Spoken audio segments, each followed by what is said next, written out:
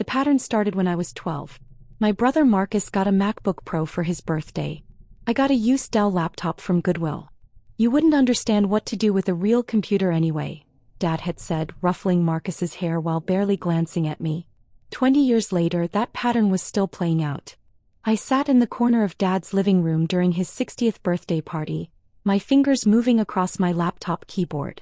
The familiar hum of productivity surrounded me while my family celebrated without me. They'd long ago stopped asking what I was working on.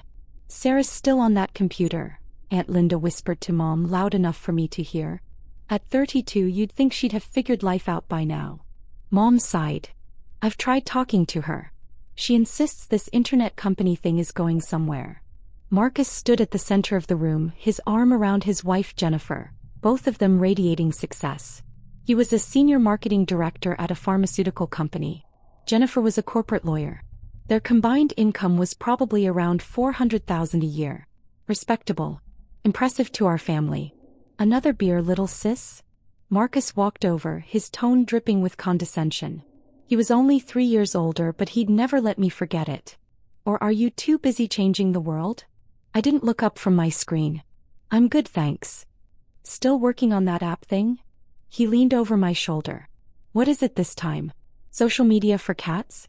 A dating app for tech nerds?" "Something like that," I said quietly. Jennifer joined him, wine glass in hand. "Marcus told me you've been working on this for how long now?"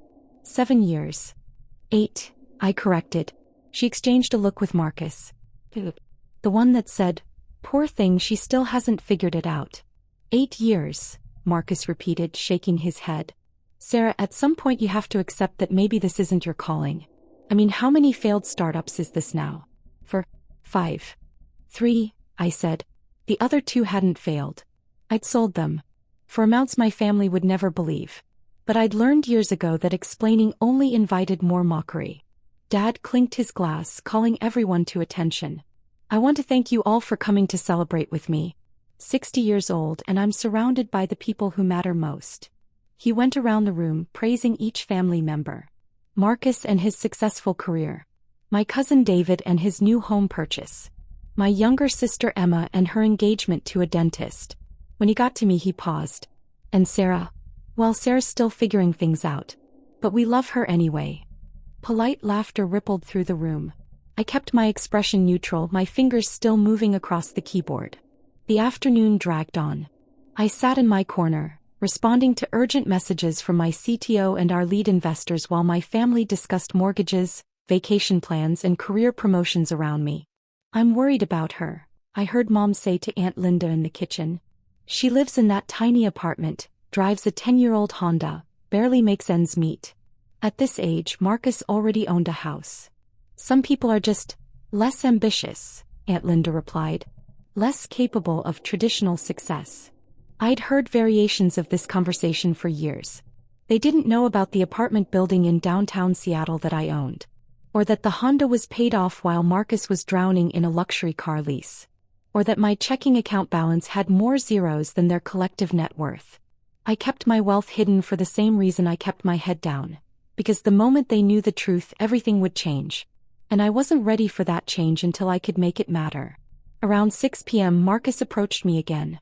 This time he brought reinforcements. Dad, Uncle Robert, and Cousin David. "We need to talk to you," Marcus said, pulling up a chair. The others formed a semicircle around me. "An intervention." I closed my laptop. "About what?" "About your future," Dad said. His tone was gentle, which somehow made it worse. "Sarah, we're concerned. You're 32 years old, you've been chasing this tech dream for almost a decade, and where has it gotten you?" "I'm happy with where I am," I said evenly. Marcus laughed. "Happy? You're broke. You live in a studio apartment in a bad neighborhood. You drive a car that's older than some of our kids.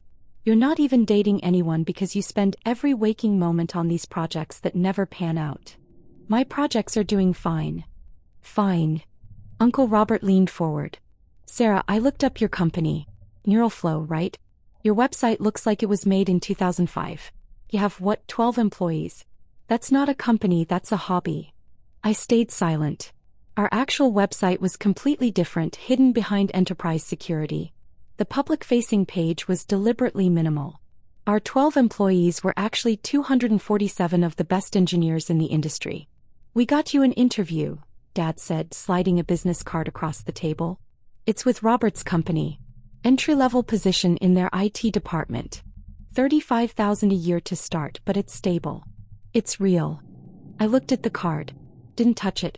"It's time to grow up," Marcus said. "Stop pretending you're going to be the next Steve Jobs. Most startups fail, Sarah. 90% of them. You've been lucky to make it this long, but the dream is over." "I appreciate the concern," I said carefully. "But I'm not interested in the position." "Of course you're not," Marcus snapped. "Because you're delusional. You actually think this garage startup of yours is going somewhere." "It is somewhere." "Where?" he challenged. "Show me. Prove it. Show me one shred of evidence that neural flow is anything more than another failed Silicon Valley fantasy." I could have shown him. I had the documents on my laptop. The term sheets from our Series C funding round.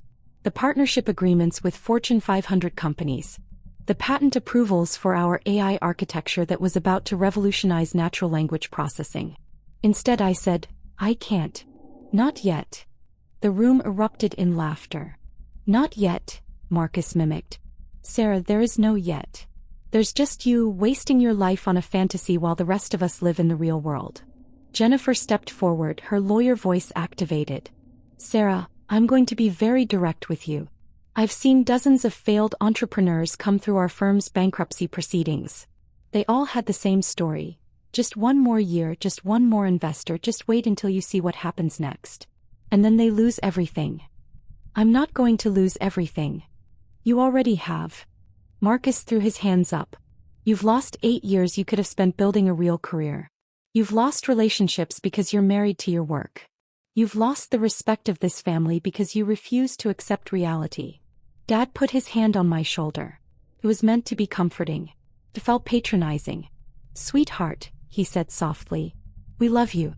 We want what's best for you. And what's best is for you to let this dream go and join the real world. Take the job. Get a steady paycheck. Start building actual stability." I looked around at their faces. Every single one of them was so certain, so convinced that they understood my situation better than I did. "I understand your concern," I said, "but I'm going to keep working on neural flow." Marcus slammed his hand on the coffee table. "For how long? How many more years are you going to waste? How much longer until you admit you failed?" "I haven't failed. You're 32 years old with no savings, no house, no husband, no children, no career trajectory. If that's not failure, what is?" The assumption that I had no savings almost made me laugh. My personal investment portfolio alone was worth more than every asset in this room combined. "Success looks different for different people," I said. "Bullshit." Marcus was red-faced now. "Success is success.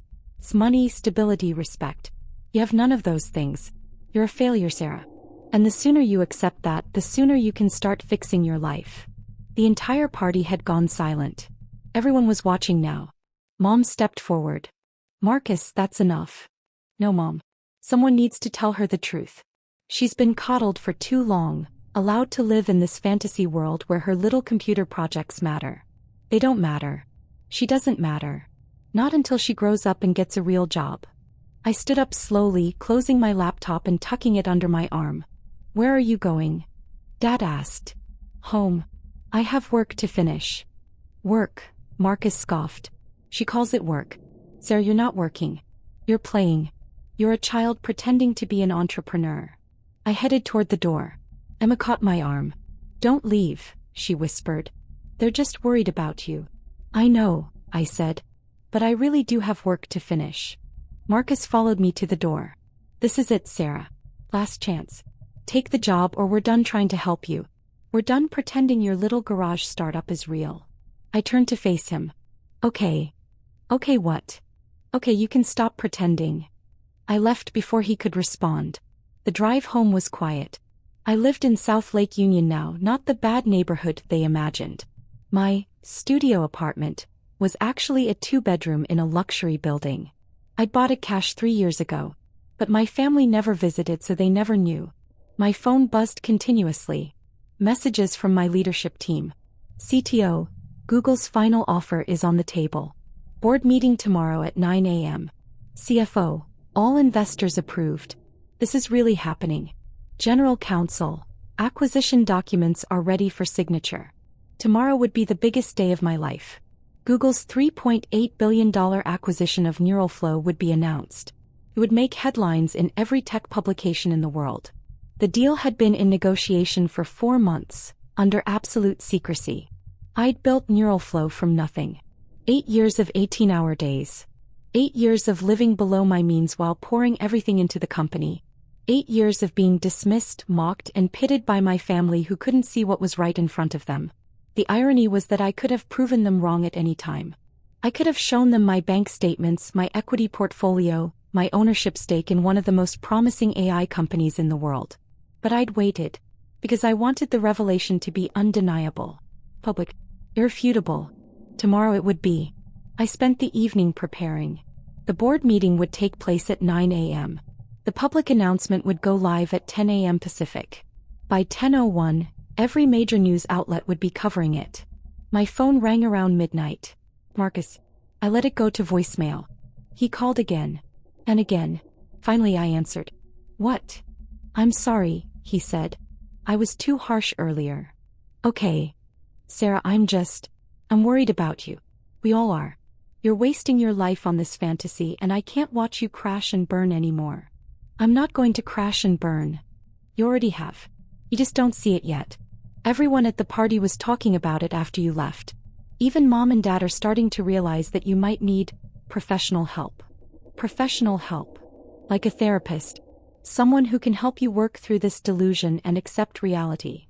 I sat in my living room looking out at the Seattle skyline. Somewhere out there, the largest tech company in the world was preparing to write me a check for $3.8 billion. I appreciate your concern, I said. Take the job, Sarah. Please. For your own good. I'll think about it. I hung up. The next morning I dressed carefully.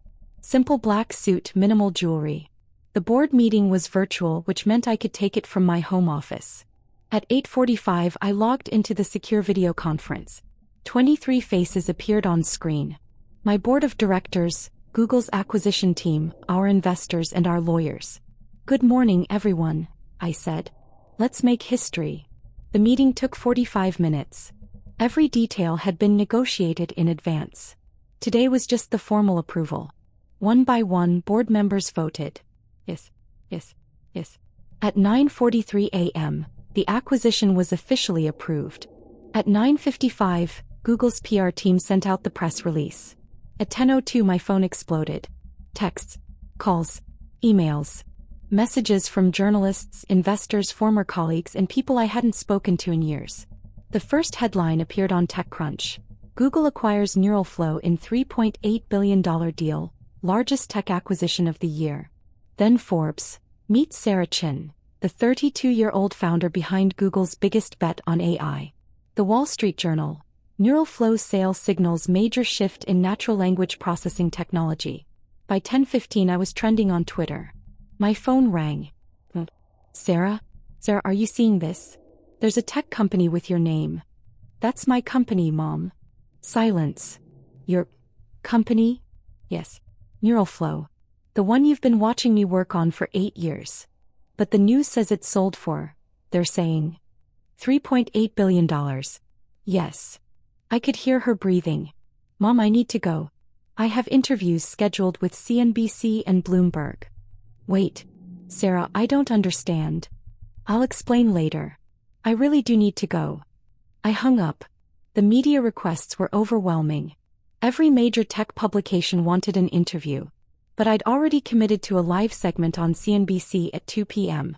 At 1:30 I drove to their Seattle studio. The producer met me at the door, her eyes wide. Ms. Chin, we're so excited to have you. This story is blowing up. You're everywhere. The interview was straightforward. The anchor asked about the technology, the acquisition process, what was next for me. I answered professionally, giving nothing away about the personal context. You're 32 years old, the anchor said. What would you say to young entrepreneurs watching right now? I'd say that success rarely looks the way people expect it to. Trust your vision even when no one else can see it. By the time I left the studio, the story had reached full viral status.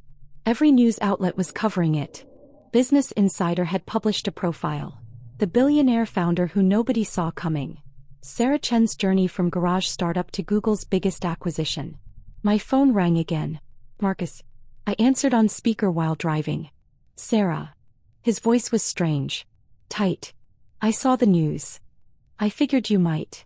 Is it real? Yes. $3.8 billion. Yes. This whole time you've been building a billion-dollar company. Yes. Long silence.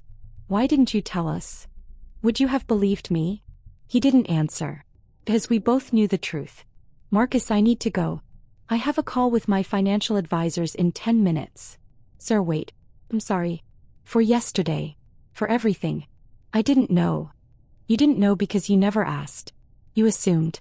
You decided what my life was worth without ever actually looking at it. I'm sorry. I know. I'll talk to you later.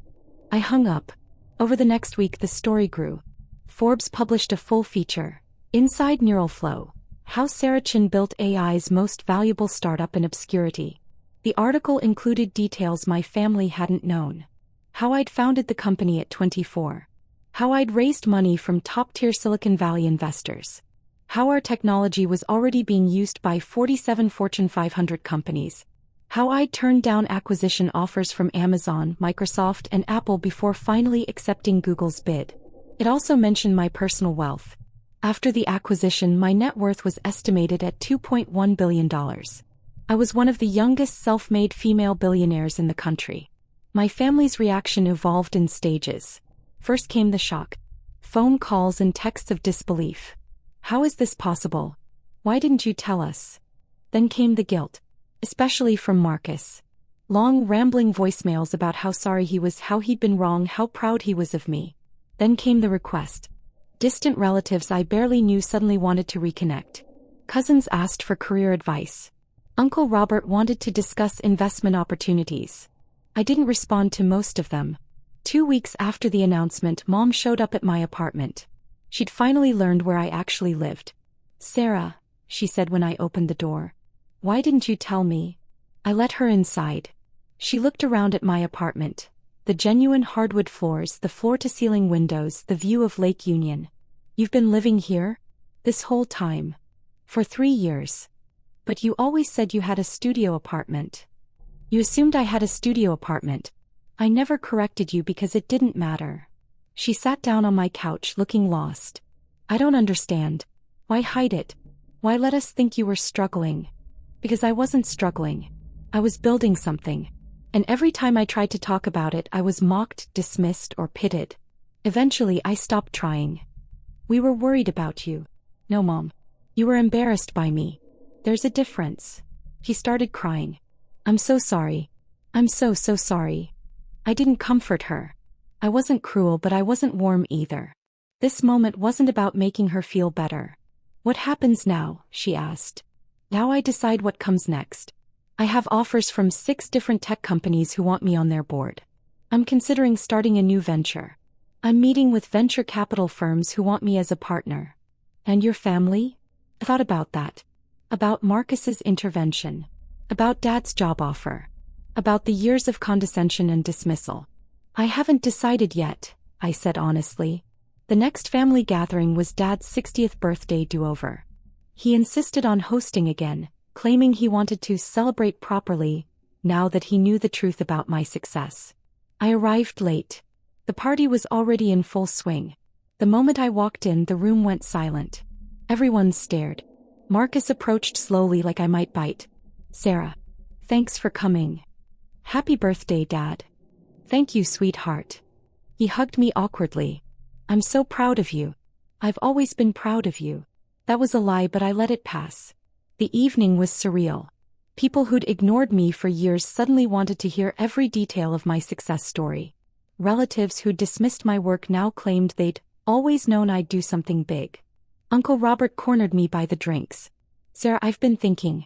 My company is looking to expand our tech infrastructure. Maybe Neuralflow's technology could. Neuralflow is Google's now, I interrupted. I don't control it anymore. Right. but surely you could put in a good word. No. His face fell. No. No. I'm not going to use my connections to benefit people who spent years telling me I was wasting my life. I walked away before he could respond. Marcus found me on the back porch. He'd been drinking. I'm an asshole, he announced. Yes. I mean it. Everything I said to you, everything I thought about your life. I was wrong. Completely wrong. Yes. Sarah, I'm trying to apologize. I know. But an apology doesn't erase 8 years of contempt. He flinched. What do you want me to say? Nothing. There's nothing to say. You showed me exactly who you are and what you think of me. That doesn't change just because the numbers are bigger than you expected. I was worried about you. No, Marcus. You were embarrassed by me. You thought I made you look bad.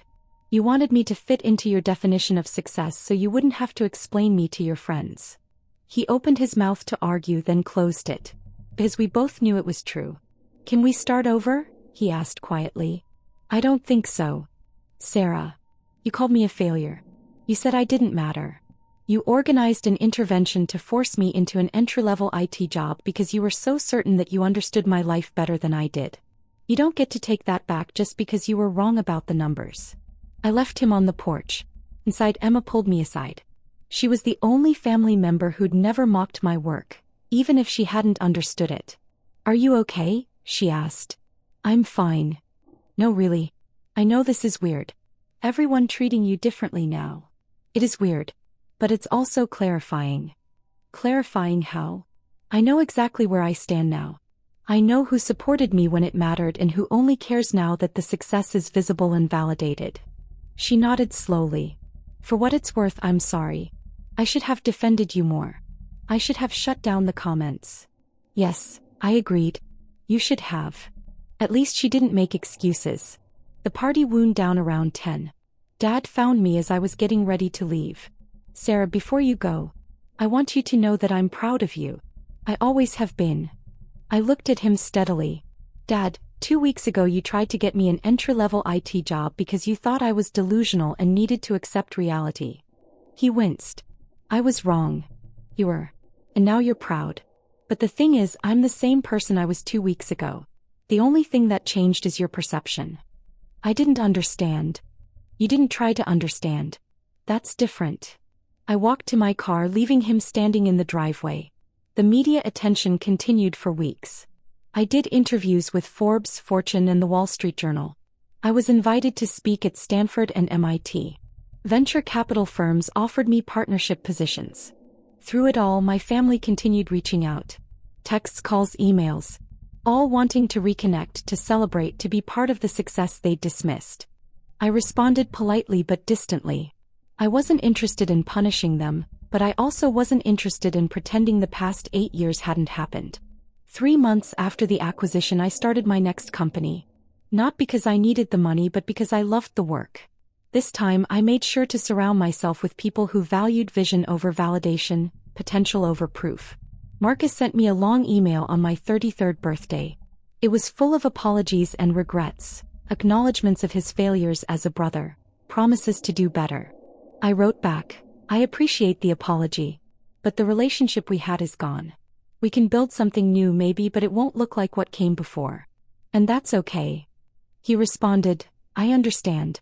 I'm sorry it took losing you for me to see what I'd lost. My parents tried harder. They wanted to meet for dinner, to visit my new office, to be part of my life. I agreed to occasional meetings, but I kept boundaries firm. They'd made it clear what they thought of me when they believed I had nothing.